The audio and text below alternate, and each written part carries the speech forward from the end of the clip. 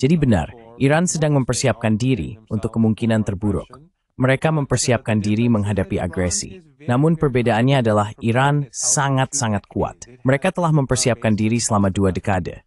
Mereka memiliki pangkalan bawah tanah di seluruh negeri. Dan khususnya dalam beberapa bulan terakhir, Iran telah meningkatkan kemampuan rudal, drone, anti-pesawat, dan anti-rudal mereka.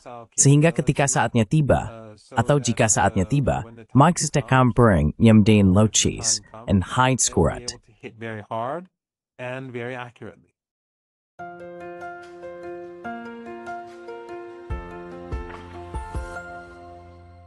Hello everybody, this is Pascal from Neutrality Studies. Halo semuanya, saya Pascal dari Neutrality Studies, dan hari ini saya berbicara dengan Profesor Syed Mohammad Marandi, seorang profesor sastra Inggris dan Orientalisme di Universitas Teheran, penasihat tim negosiasi nuklir Iran, atau sebelumnya pernah menjadi penasihatnya, dan juga komentator produktif di YouTube serta platform lainnya.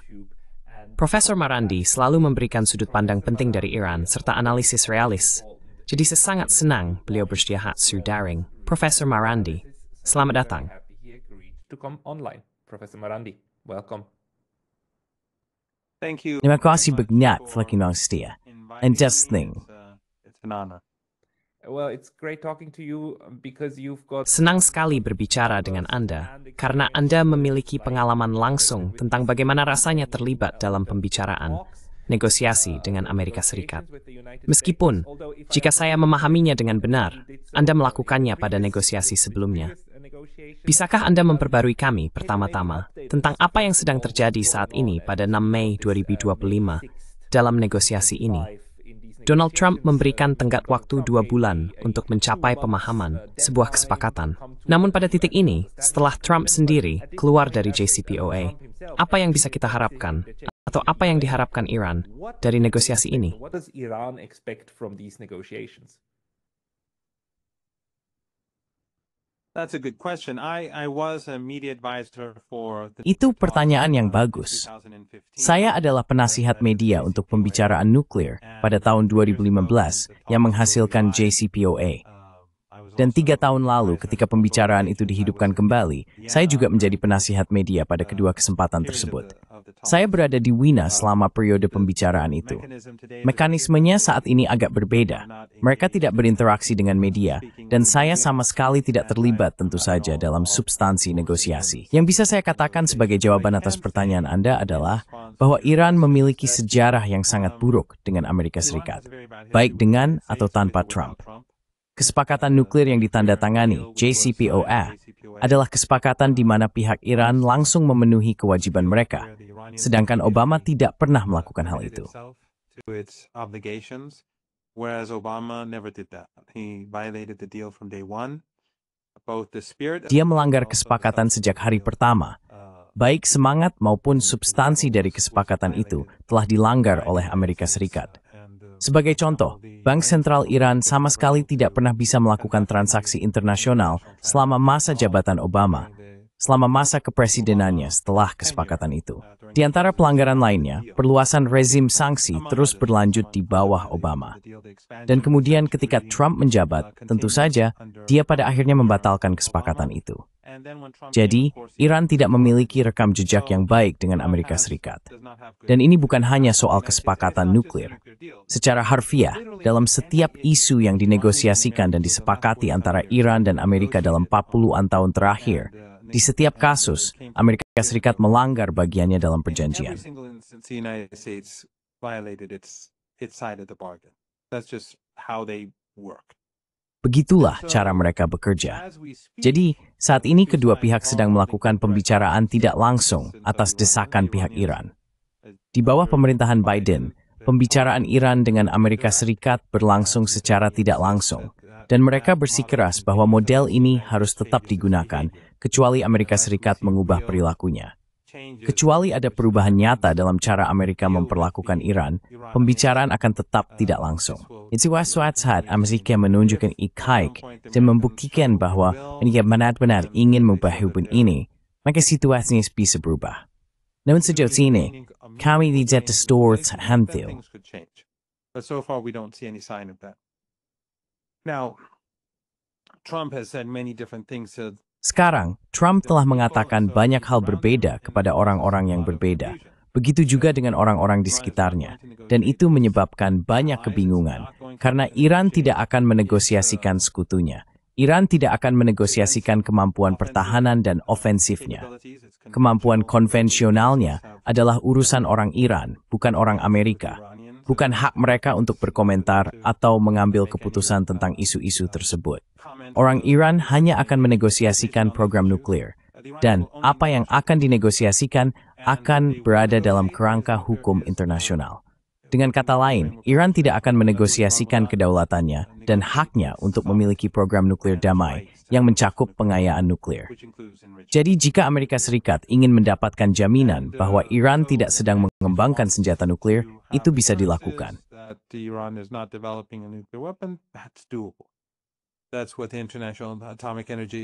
Itu memang tujuan dari Badan Energi Atom Internasional. Itu salah satu tanggung jawabnya. Jadi itu adalah sesuatu yang bisa diselesaikan. Tapi tentu saja masalahnya adalah kita tidak tahu persis apa yang diinginkan Amerika.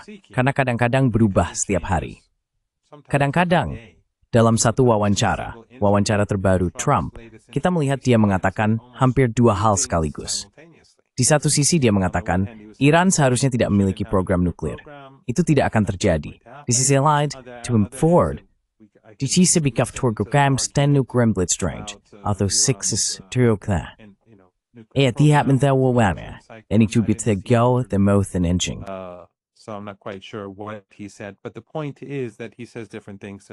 Tapi intinya adalah, dia mengatakan hal yang berbeda pada waktu yang berbeda. Dan orang-orang di sekitarnya juga mengatakan hal yang berbeda. Dan ini bukan hanya soal Iran, ini juga soal Rusia. Dia dulu bilang akan mengakhiri perang dalam 1 hari. Dan sekarang masa bulan madunya selama 100 hari sudah lewat. Dan kita tampaknya melihat Amerika Serikat justru bergerak ke arah yang berlawanan. Sekarang mereka memberikan senjata baru ke Ukraina di bawah Trump, dan tampaknya perang ini akan terus berlanjut dalam beberapa bulan ke depan, dari apa yang kita lihat. Tapi selama periode 100 hari ini, kita telah melihat berbagai hal yang berbeda. Clark mengatakan satu hal, yang lain mengatakan hal yang sama sekali berbeda. Clark terdengar seperti juru bicara tim Biden.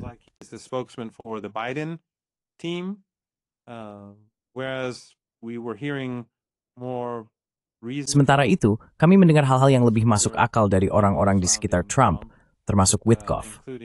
Namun tetap saja, belum ada terobosan. Dan sekarang tampaknya seperti yang saya katakan, situasinya kembali bergerak ke arah yang salah. Jadi, Iran memperhatikan bagaimana perilaku Amerika terhadap Ukraina. Itu tidak terlihat baik. Iran telah melihat apa yang dilakukan Amerika di Gaza. Lagi-lagi, dengan Witkoff, kami diberitahu bahwa dia bersikap tegas dan meminta Netanyahu datang ke kantornya pada hari Sabtu untuk mengakhiri genosida ini.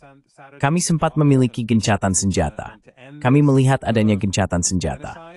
Namun tak lama kemudian, Trump mulai berbicara tentang pembersihan etnis dan mengusir warga Palestina dari tanah mereka, serta mengambil alih wilayah tersebut. Itu adalah pernyataan yang sangat jahat, tapi itulah yang dia katakan. Very sinister thing to say, but that's what he was saying. But that was not only sinister, but it was. Tapi itu bukan hanya jahat, tapi juga melanggar kesepakatan yang dia buat. Witkoff menjadi perantara sebuah kesepakatan, dan Trump adalah orang pertama yang secara harfiah menolak kesepakatan itu. Dan kemudian, tentu saja, dia memberi lampu hijau kepada Netanyahu untuk memulai kembali genosida. Sebelumnya, Netanyahu memulai pengepungan kelaparan yang masih berlangsung hingga saat ini, dan orang-orang mulai meninggal akibat kelaparan. Jadi orangnya mengajukan kesepakatan itu diterima, dijalankan, lalu dia merobeknya secara harfiah. Trump sendiri yang merobeknya. Jadi kita punya contoh di mana Trump sendiri berada di balik kesepakatan itu. Dia merobeknya di Gaza. Lalu kita punya contoh lain di mana dia berjanji akan membuat kesepakatan, berjanji mengakhiri perang, tapi dia tidak melakukannya. Dan sekarang dia tampaknya kembali beralih ke kebijakan Biden.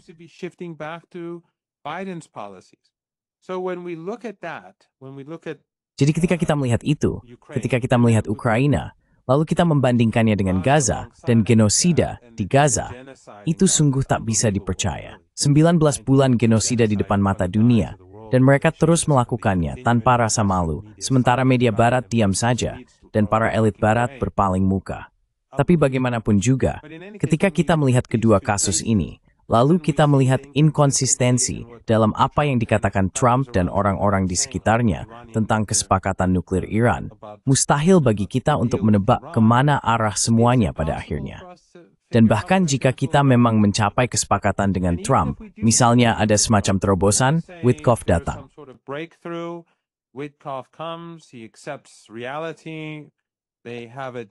Dia menerima kenyataan. Mereka sudah mencapai kesepakatan. Jelas, itu tidak akan menjadi JCPOA karena kemajuan nuklir Iran, program nuklir damainya, telah berkembang pesat sejak saat itu. Setiap perjanjian harus mengakui kemajuan teknologi Iran, karena Amerika Serikat telah memberlakukan sanksi selama tahun-tahun ini. Amerika Serikat tidak akan memberikan kompensasi kepada Iran, jadi harus mengakui pencapaian nuklir Iran. Tapi misalkan mereka melanjutkan dan Witkoff menerima itu, Amerika Serikat menerima kesepakatan yang masuk akal. Siapa yang bisa menjamin atau siapa yang bisa mengatakan bahwa keesokan paginya Anda tiba-tiba bangun dan Trump belum mengatakan sesuatu di Truth Social yang pada dasarnya membatalkan seluruh kesepakatan?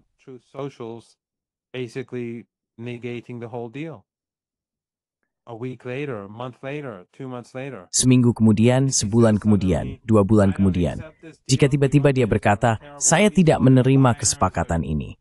Orang-orang Iran itu orang jahat, mereka pembohong, mereka melakukan ini." Dia bisa mengarang apa saja, karena dia memang sering mengarang.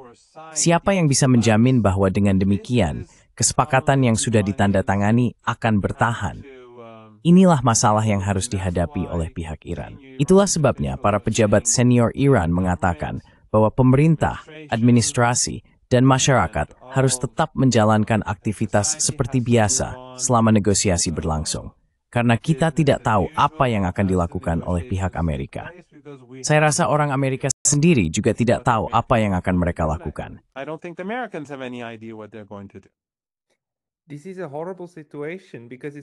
Ini adalah situasi yang mengerikan, karena bukan hanya hilangnya kepercayaan sepenuhnya, tetapi juga hilangnya kredibilitas terhadap apapun yang datang dari pihak lain. Dan, Anda tahu, dengan Rusia, setidaknya kita bisa mengatakan bahwa kita melihat mereka berusaha, dan kita melihat AS mencoba mengubah arah.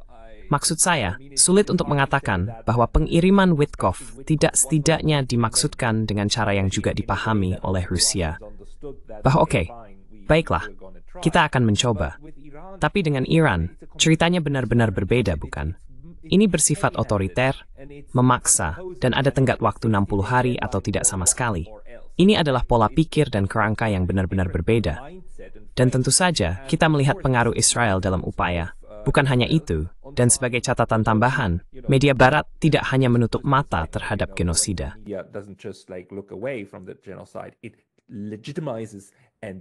Itu melegitimasi dan membenarkan genosida. Bahkan lebih buruk dari itu. Tapi mari kita kesampingkan dulu. Ketika berbicara tentang Iran, kita melihat dinamika yang sangat mirip di mana semua orang menyalahkan Iran karena melanggar kesepakatan.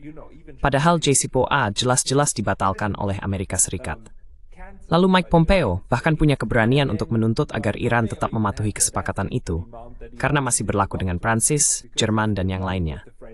Maksud saya, tingkat keberanian seperti itu masih terus berlanjut hingga hari ini. Jadi pertanyaan saya, bagaimana kepemimpinan Iran menghadapi hal itu? Kita tahu ada faksi-faksi di dalam Iran yang memiliki pandangan berbeda tentang arah yang akan diambil. Pendekatan internal seperti apa saat ini yang tampaknya bisa dikelola?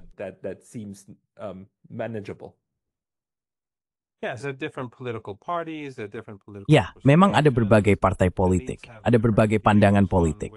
Para elit memiliki pandangan yang berbeda tentang kemana harus melangkah dari sini. Terus terang saja, keragaman pendapat yang Anda lihat di Iran, baik secara daring maupun luring, jauh lebih besar daripada di Barat. Dan itu tentu saja ironis. Tapi Anda benar. Ketika Anda mengatakan semua orang, tentu saja Anda sedang berbicara tentang Barat. Barat selalu mengatakan bahwa Iran adalah pihak yang melanggar perjanjian. Tetapi justru Iran yang selalu berkomitmen pada perjanjiannya. Dan selalu Barat yang melanggar perjanjiannya. But Western media, just like they, as you rightly pointed out, Namun media Barat, seperti yang Anda tunjukkan dengan tepat, membenarkan dan menjadi pembela genosida, pada dasarnya akan melindungi pemerintah AS dan Barat. Bahkan jika mereka membenci Trump, mereka tetap akan membela ketika menyangkut Iran, atau Rusia, atau Tiongkok, atau siapapun yang sedang berseteru dengan Amerika Serikat atau negara dan rezim Barat. Namun saya akan berargumen bahwa situasinya bahkan lebih buruk dari itu. Ketika menyangkut Rusia, no matter breadthly its meritorious step of dealing out the camp, baik presiden LS. Memadita Trump's kakabitsuthi di Ukraine is kami memalig was. The war in Ukraine when he first came to power, he could have just said, this is Dia bisa saja berkata, kamu tahu, ini adalah perangnya Biden, seperti yang terus dia katakan, meskipun itu omong kosong. Dia adalah presiden selama 4 tahun, dan dia membantu Ukraina, memperkuat tentara Ukraina. Dia melakukan jauh lebih banyak untuk mendorong konfrontasi ini dibandingkan Obama. Dia memberikan senjata, dia meningkatkan jumlah tentara Ukraina. Saya rasa jumlahnya meningkat 4, 5, 6 kali lipat selama masa jabatannya. Dia memberikan senjata anti-tank, sementara Obama tidak. Jadi bukan seolah-olah ini hanya perangnya Biden, tapi anggap saja ini perangnya Biden. Tapi apakah itu benar atau tidak? Dia akan mengatakan ini perangnya Biden. Sekarang, saya tidak akan melanjutkannya, dan saya akan mengakhiri ini. Ini pasti sudah selesai. It would have been over. And he had momentum, he had a mandate. Dan dia memiliki momentum, dia memiliki mandat, dan dia seharusnya bisa melakukannya. Tapi dia tidak melakukannya. Dan sekarang akan semakin sulit baginya untuk melakukannya jika memang itu yang ingin dia lakukan. Karena dia telah kehilangan momentum tersebut. Ketidakpuasan semakin meningkat, ekonomi tidak berjalan dengan baik, dan satu hal yang belum saya bahas adalah perang dagang. Perang dagang itu sendiri, tarif. Dia sering berubah-ubah sikap. Begitu juga dengan orang-orangnya. Sama seperti dengan Iran, sama seperti dengan Rusia, sama seperti dengan hal-hal lainnya, mereka terus-menerus berubah-ubah sikap. Ini adalah contoh lain, dan dia terpaksa mundur dalam beberapa isu terkait perang dagang. Tapi bagaimanapun juga, kembali ke Ukraina, dia memiliki mandat.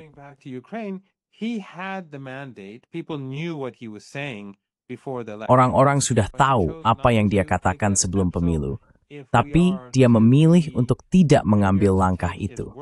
Jadi jika kita harus mempercayai kata-katanya, maka dia lemah.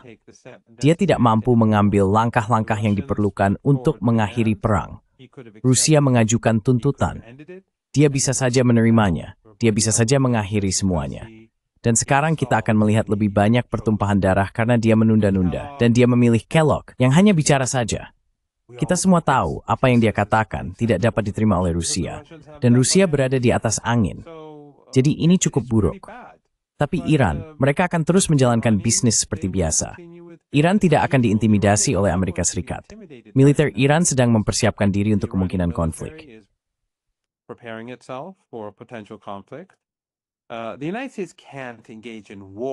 Amerika Serikat tidak bisa berperang dengan Iran. Jika kita bicara soal perang, itu berarti Amerika harus mengerahkan berapa 1,5 juta tentara yang akan memakan biaya luar biasa besar. Dan di mana mereka akan menempatkan pasukan sebanyak itu? Di Irak? Nah, orang Irak tidak akan menerimanya. Di Arab Saudi juga tidak akan menerimanya. Amerika tidak lagi punya uang sebanyak itu untuk mengerahkan pasukan sebanyak itu. Jadi kita tidak sedang membicarakan perang. Amerika Serikat memang tidak bisa menginvasi Iran. Jika kita bicara soal serangan udara, dari mana Amerika akan menyerang Iran? Dari Qatar. Qatar adalah rezim yang setia kepada Amerika.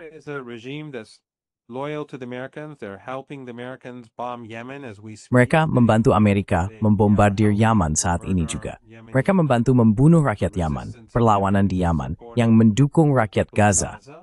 Namun jika mereka menyerang Iran dari Qatar, itu akan menjadi akhir. Anda tahu, Iran akan menghukum mereka. Mereka akan menjadi pihak yang terlibat. Jadi Qatar, Uni Emirat Arab, semua negara kecil di kawasan Teluk Persia ini tidak akan mengizinkan Amerika menggunakan wilayah udara mereka. Tentu saja, meskipun mereka tidak mengizinkan, Iran dalam balasannya akan menyerang Amerika, baik kepentingan militer maupun lainnya, dimanapun mereka mau di kawasan Teluk Persia. Namun tetap saja, mereka tidak akan mengizinkan Amerika menggunakan pangkalan udara mereka. But still, they're not going to allow the Americans to use their airbase. So all the Americans can do is use Diego Garcia. Jadi, yang bisa dilakukan orang Amerika hanyalah menggunakan Diego Garcia dengan asumsi bahwa Turki juga tidak melakukan sesuatu yang bodoh. Atau Irak, tentu saja, penduduk Irak akan menyerbu kedutaan besar AS dan pangkalan-pangkalan mereka jika mereka menggunakan wilayah udara Irak. Jadi, jika Amerika ingin menyerang Iran, kemungkinan besar serangan itu harus berasal dari Diego Garcia. Itu adalah penerbangan sejauh 5.000 km ke pusat Iran. Dan pesawat Baylam Duadsworth Nathan, mereka harus didampingi oleh pesawat tempur kapal induk, saya kira. Itu akan sangat sangat berisiko. Dan pembalasan dari Iran akan sangat mudah. Iran memiliki ratusan pangkalan bawah tanah. The Iranians have hundreds of underground bases. They could fire drones and missiles at American assets. Mereka bisa menembakkan drone dan rudal ke aset-aset Amerika di mana saja di kawasan tersebut. Dan itu tidak hanya akan menyasar aset militer, tetapi juga kepentingan AS apapun di kawasan itu. Apapun yang didefinisikan oleh Iran, mereka bisa menyerang. Jadi, serangan terhadap Iran akan sangat mahal bagi Amerika. Namun, Iran sedang mempersiapkan diri untuk hari itu. Dan tentu saja, ada kemungkinan Israel akan menyerang. Jika mereka ingin menyerang, mereka harus mendapat dukungan Amerika. Iran juga akan merespons hal itu. Saat ini, Iran sedang mempersiapkan diri untuk kemungkinan terburuk, tapi akan ternegosiasi karena dua alasan. Pertama, setiap aspek masuk akal di misi igal damai perdagangan itu tidak masalah.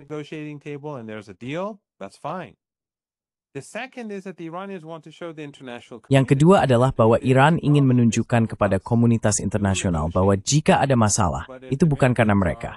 Mereka bersedia bernegosiasi. Namun jika pihak Amerika, Anda tahu, jika mereka tidak masuk akal, Iran ingin negara-negara global selatan, mayoritas global, opini publik di seluruh dunia, melihat bahwa bukan Iran yang meninggalkan meja perundingan. Jadi, bernegosiasi adalah langkah cerdas karena alasan berikut. A. Mungkin saja Amerika akan bersikap masuk akal. B. Jika mereka tidak masuk akal, Iran akan memperlihatkan kepada dunia bahwa Amerika tidak konsisten, agresif, dan mengajukan tuntutan yang tidak dapat diterima oleh negara berdaulat manapun. Namun pada saat yang sama, Iran juga mempersiapkan diri untuk kemungkinan konflik militer. I'm sorry to ask you this because it makes me very, very sad. But Maaf, saya harus menanyakan ini karena membuat saya sangat-sangat sedih. Tapi apakah ini termasuk serangan ke ibu kota dan kota-kota besar Anda? Karena jika kita melihat bagaimana Amerika Serikat melakukan perang Irak, mereka langsung membombardir infrastruktur sipil hingga hancur lebur. Dan kita melihat bagaimana Israel saat ini tidak memiliki batasan dan kendala dalam genosida di Gaza, membom infrastruktur sipil apapun, apa saja. Dan versi besar-besaran dari ini terhadap Iran mungkin bahkan berarti penggunaan rudal balistik antar benua, bukan? Maksud saya, skenario kehancuran total dan mutlak ini, apakah itu sesuatu yang sedang dipikirkan? Apakah itu bagian dari yang sedang dipertimbangkan di Iran? is a part of what is being thought about in Iran. There are no illusions in Iran about Tidak ada ilusi di Iran tentang kebiadaban rezim di Washington. Maksud saya, tidak ada seorang pun di sini yang membaca The New York Times atau The Washington Post dan menganggap serius apapun yang mereka katakan tentang diri mereka sendiri.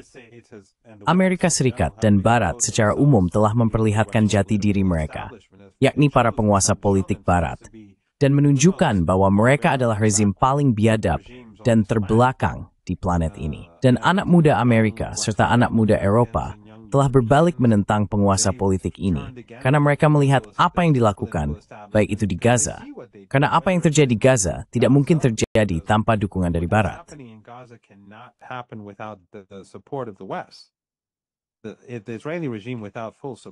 Rezim Israel tanpa dukungan penuh tidak akan bertahan lebih dari beberapa minggu. Semua amunisi, semua senjata, semua pendanaan, semua bantuan, semua perlindungan politik berasal dari Barat.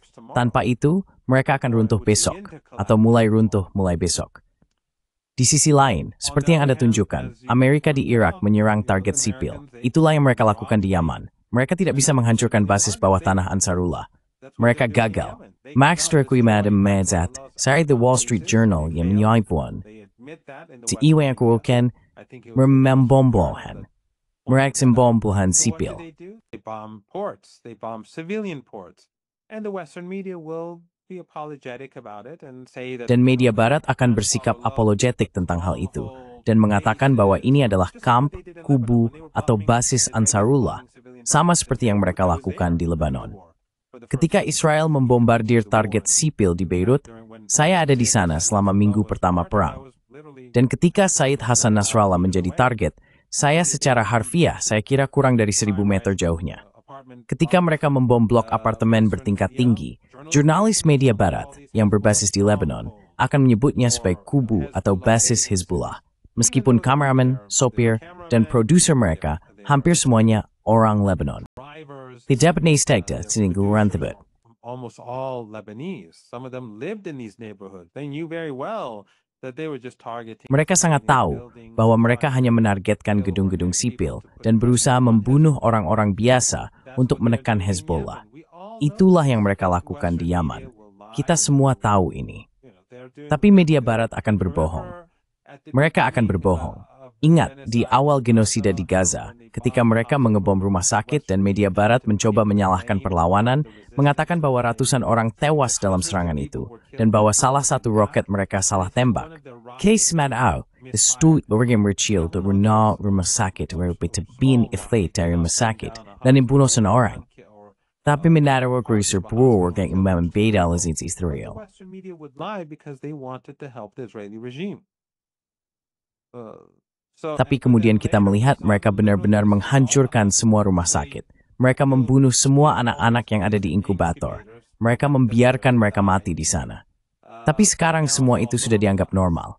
Jadi media barat telah terbongkar. Semua orang di barat, kaum elit, telah terbongkar. Yang paling penting, mereka telah terbongkar di hadapan generasi muda Eropa dan Amerika yang dengan berani melakukan protes. Yahudi, Kristen, Muslim, dan lainnya. Orang-orang dari berbagai latar belakang. Mereka melihat kenyataannya. Jadi ya, orang Iran sedang mempersiapkan diri untuk kemungkinan terburuk. Mereka mempersiapkan diri untuk menghadapi agresi. Tapi perbedaannya adalah Iran sangat-sangat kuat. Mereka telah mempersiapkan diri selama 2 dekade. It's been preparing itself for 2 decades. It has underground bases across the country. And Mereka memiliki pangkalan bawah tanah di seluruh negeri. Dan khususnya dalam beberapa bulan terakhir, pihak Iran telah meningkatkan kemampuan rudal, drone, anti-pesawat, dan anti-rudal mereka, sehingga ketika saatnya tiba, atau jika saatnya tiba, mereka akan mampu menyerang dengan sangat keras dan sangat akurat. Dan semoga saja hal itu tidak terjadi. Tapi jangan pernah percaya pada pemerintah AS, jangan pernah percaya pada rezim Israel, dan jangan pernah percaya pada rezim NATO manapun. Itu Erdogan yang membantu Amerika Serikat dalam operasi Timber Sycamore yang merupakan tetangga, atau Norwegia dan Kanada. NATO dan steward regionalnya akanlah tilitik asa. and its regional allies, they will do anything. How does the new relationship, Bagaimana hubungan baru, perjanjian keamanan dengan Rusia, mempengaruhi perhitungan Iran? Dan Anda tahu fakta bahwa sekarang Steve Witkoff yang ditunjuk untuk memimpin keduanya, bukan? Negosiasi dengan Rusia dan dengan Iran. Secara pribadi, saya pikir ini, maksud saya juga dari pihak AS, merupakan perhitungan strategis di tingkat diplomatik. Apakah Anda juga melihatnya seperti itu? Dan bagaimana Anda menilai hubungan baru ini? How do you evaluate the new relationship?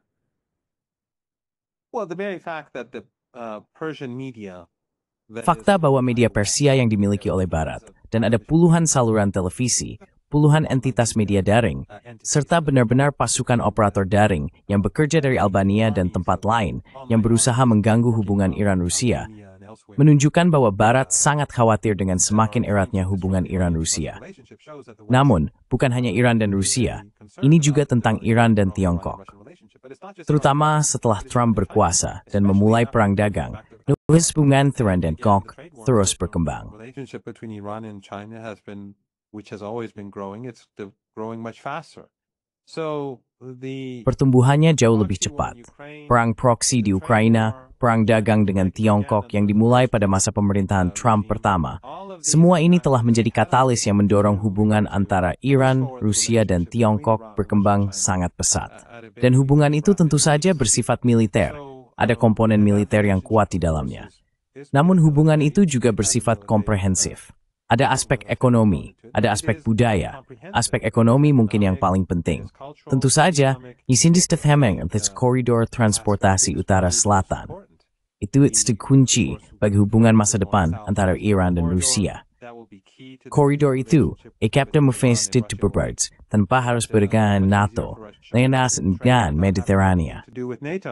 Without having anything to do with the Mediterranean. They can trade from the Persian Gulf or the Indian Ocean. Mereka dapat berdagang dari Teluk Persia atau Samudra Hindia ke Afrika, dengan anak benua, dengan Asia Selatan, dan dengan Rusia, dengan Tiongkok, dengan bagian selatan Tiongkok. Mungkin akan lebih murah bagi sebagian wilayah Rusia untuk berurusan dengan Tiongkok melalui Iran. Itu tergantung pada perhitungan yang dilakukan oleh perusahaan-perusahaan. Hubungan Iran-Rusia setelah Ukraina telah berubah total. Haben Iran-Tiongkok jukwesti terbestiftrud niets. Et singap merik. Malsep tithifibrawur eng Rusia. Tiongkok alis bethambu to detain. Iswars karisant ut nans at mouth. Its changes are usually very slow. Some people compare China to a supertanker that wants it. Beberapa orang membandingkan Tiongkok dengan kapal tanker super ketika ingin berbalik arah, sangat lambat. Namun, apa yang berhasil dilakukan Trump adalah membuat perubahan dramatis dalam proses pengambilan keputusan di Beijing. Hubungan antara Iran dan Tiongkok yang selalu berkembang dan membaik, sebelumnya membuat Tiongkok tetap berhati-hati karena sanksi AS dan ancaman yang dibuat oleh Amerika Serikat. Hal yang sama juga terjadi dengan Rusia sebelum perang proksi di Ukraina. Namun setelah Rusia dikenai sanksi, hubungan dengan Iran berkembang secara dramatis. Dan justru, Rusia yang lebih aktif mencari Iran dibandingkan Iran yang ingin memperbaiki hubungan dengan Rusia. Sekarang, situasi dengan Tiongkok juga telah berkembang secara dramatis. And now the situation with China has evolved dramatically as well. The Chinese see that the Americans are behaving. Orang Tiongkok melihat bahwa Amerika bertindak agresif dan melancarkan semacam perang. Jadi mereka sekarang mulai mengesampingkan sikap hati-hati itu yang sangat menguntungkan bagi Iran. Hubungan Iran dengan negara-negara selatan global, Rusia, Tiongkok, India, negara-negara BRICS, dan negara-negara selatan global secara umum, mayoritas global, telah berkembang pesat. Barat semakin terisolasi, terutama setelah perang dagang dan setelah Trump berkuasa. Jadi ini sangat baik bagi Iran. Dan seperti yang pasti sudah Anda lihat, Menteri Pertahanan Arab Saudi, putra raja, dan tentu saja saudara dari calon raja berikutnya, yaitu putra mahkota, melakukan perjalanan ke Iran, membawa pesan dari raja, dan bertemu dengan Ayatollah Khamenei. Menurut saya itu sangat signifikan. And that I think was very significant. So it shows that in general, the United States. Jadi ini menunjukkan bahwa secara umum Amerika Serikat karena perang proksi di Ukraina, karena perang dagang dan perang tarif, tetapi juga karena genosida yang sedang dijalankannya, citra Amerika telah hancur. Kredibilitasnya telah hancur. Kapabilitas militer Barat tidak seperti dulu lagi. Dan perilakunya di meja perundingan soal tarif. Semua ini sangat melemahkan posisi Amerika Serikat di seluruh dunia dan Barat secara umum, serta tentu saja Israel. Posisi mereka telah sangat melemah, dan posisi Iran justru semakin kuat. Bukan Iran yang terisolasi. Iran memiliki hubungan yang sangat baik dengan negara-negara kuat, negara-negara regional, dan negara-negara tetangga. Sementara Amerika Serikat menghadapi masalah yang tidak dimilikinya 10 tahun lalu, pada tahun 2015, ketika JCPOA ditandatangani. In 2015 when the JCPOA was signed. Ya, jadi dalam beberapa hal, 10 tahun terakhir justru memperkuat posisi Iran. Saya sangat setuju. Tapi salah satu hal yang dilakukan memotong. Tapi jika Anda membaca media Barat dan mendengarkan lembaga think tank Barat, Iran seolah-olah terpojok. Iran dilemahkan. Iran. Tapi jika Anda melihat fakta di lapangan, jika Anda melihat gambaran besarnya, jika Anda melihat perang dagang, jika Anda melihat Ukraina, jika Anda melihat genosida, jelas bahwa justru Iran yang berada dalam posisi lebih kuat, bukan Barat. Namun media barat, think tank barat, mereka hidup dalam gelembung ini. Eksepsionalisme dan eurosentrisme mengatur cara mereka berpikir, dan mereka tidak benar-benar bisa menghadapi kenyataan. Jadi mereka tampaknya masih berpikir bahwa ini adalah dunia lama, di mana mereka adalah pusat alam semesta, dan mereka bisa melakukan apa saja, bahwa mereka berada di posisi yang memimpin. Padahal kenyataannya, siapapun yang kurditigimik itu berpor, bahwa dunia beralis so fiti, dibanding two news deciding.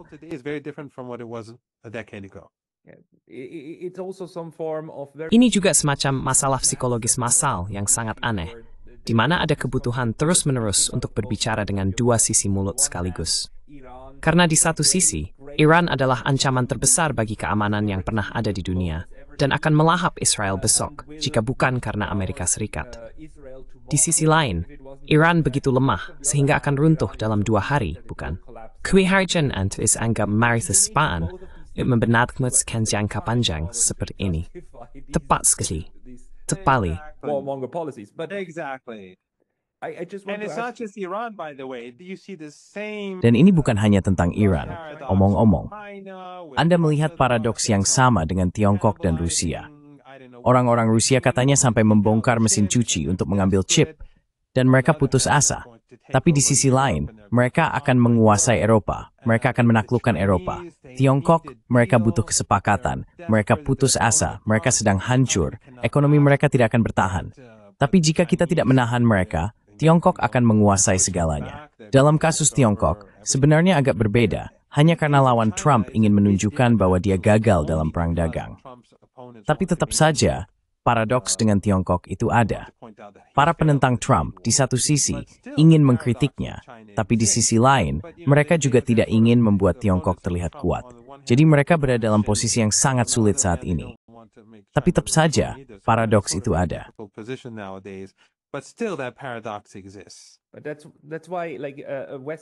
Itulah sebabnya, media massa barat benar-benar sepenuhnya tidak berguna untuk memahami apa yang sebenarnya terjadi di lapangan. Pertanyaan saya, dan mungkin ini yang terakhir, adalah infrastruktur global seperti apa yang paling ingin dikembangkan oleh Iran?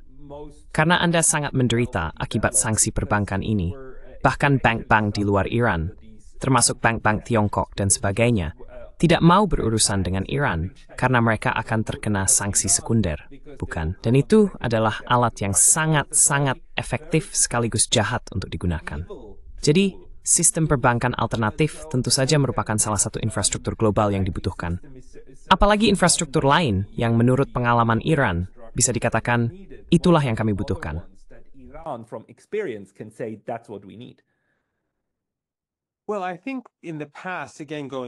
Menurut saya, jika kita melihat ke belakang 1 dekade lalu, ini adalah pertanyaan yang sangat sulit bagi Iran, karena Iran adalah satu-satunya kekuatan besar yang dikenai sanksi.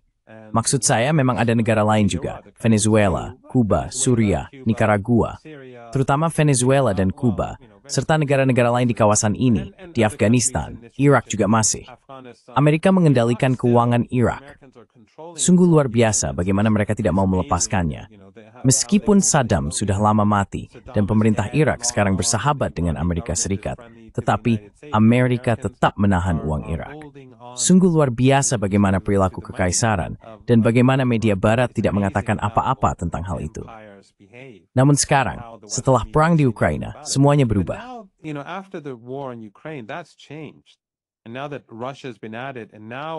Dan sekarang, setelah Rusia bergabung, dan terutama setelah perang dagang dengan Tiongkok, serta perilaku agresif Amerika Serikat, pihak Tiongkok mencari cara untuk melindungi diri mereka sendiri.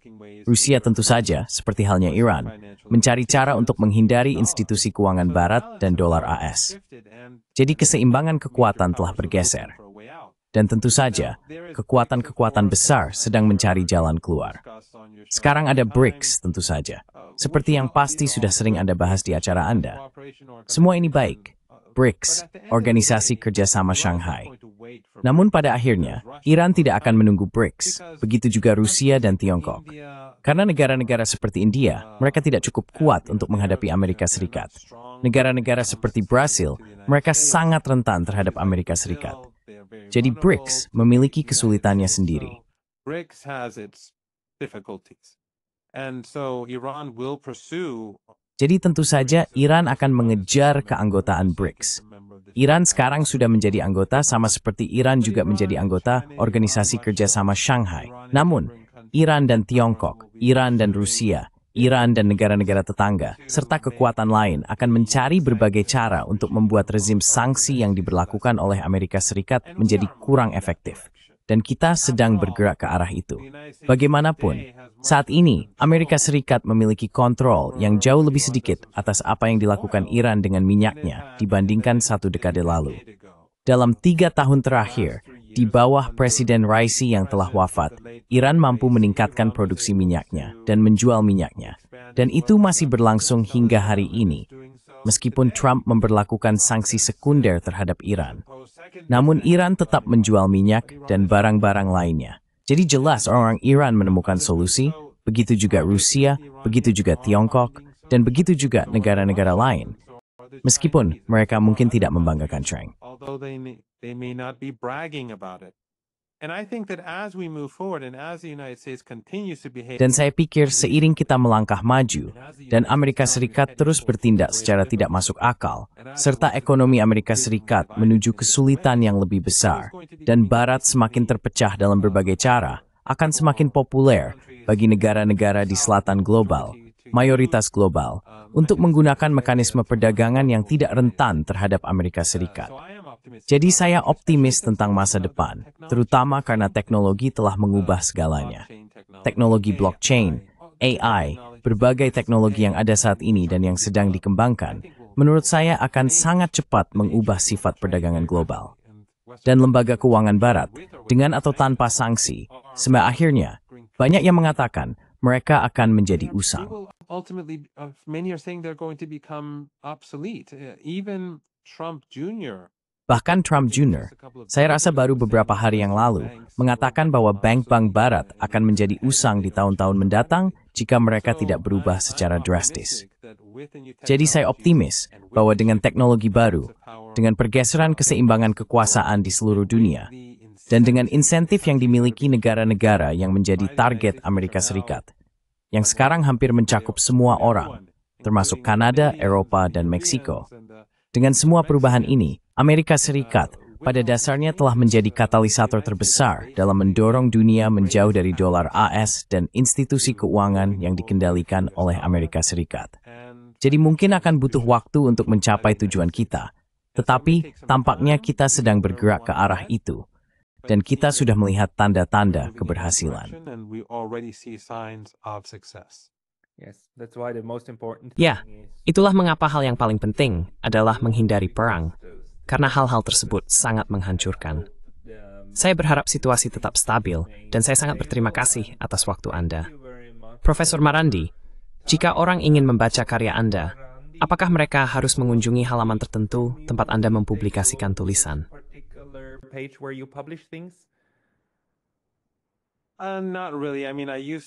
Tidak juga.